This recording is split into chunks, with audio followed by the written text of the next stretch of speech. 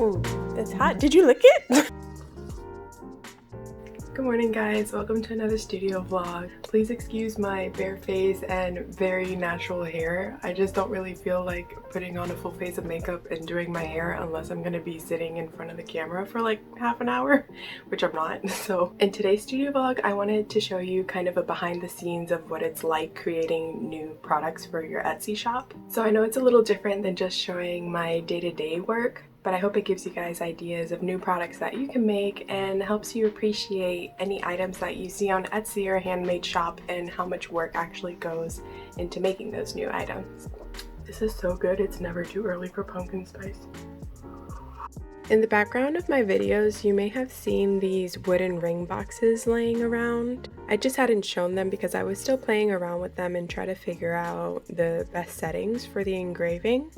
But now I've done a couple and I think I'm pretty happy with the engraving. This one's just one scratched up box that I decided to make one for me and Nick on. This one, the engraving was a little too deep, so as you can see it kind of created a white border around the engraving. And on this one, the top engraving wasn't deep enough, and then the bottom one looked pretty good, so that's actually the setting that I used to make the first two boxes. And I'm just going to test it out one more time to make sure that it wasn't a fluke and that I know I can be consistent when I start getting orders for these. So let's engrave on this one and hope that it comes out all right.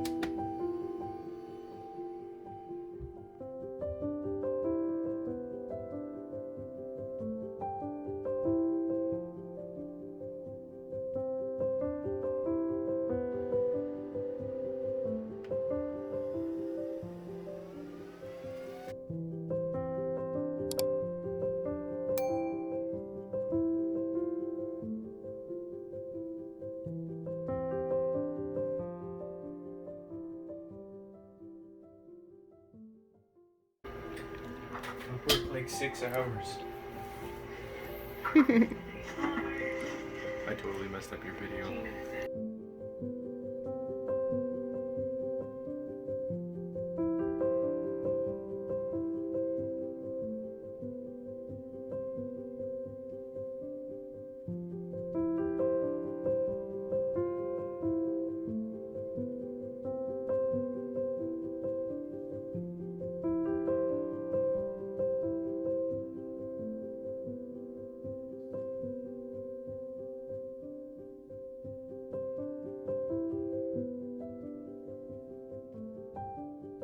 So an old friend of mine's dog recently passed away, so I wanted to make her a custom ornament because I saw that on her Facebook she included a picture of her paw print.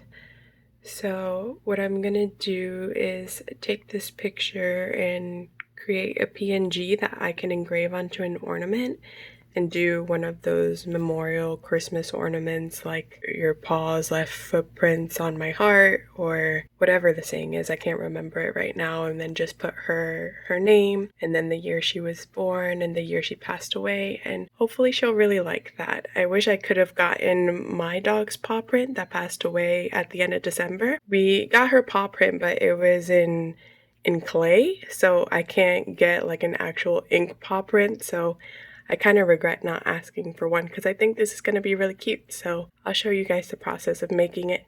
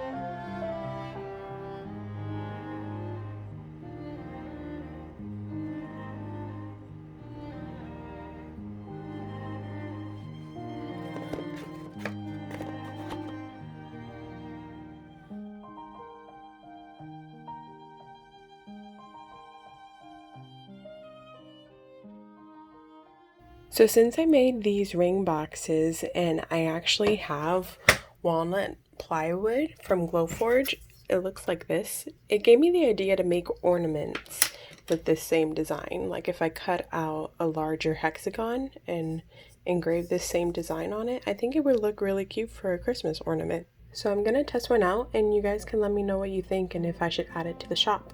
Here I just have a group of layers to export. In the first layer I have the same design that I engrave onto the ring boxes.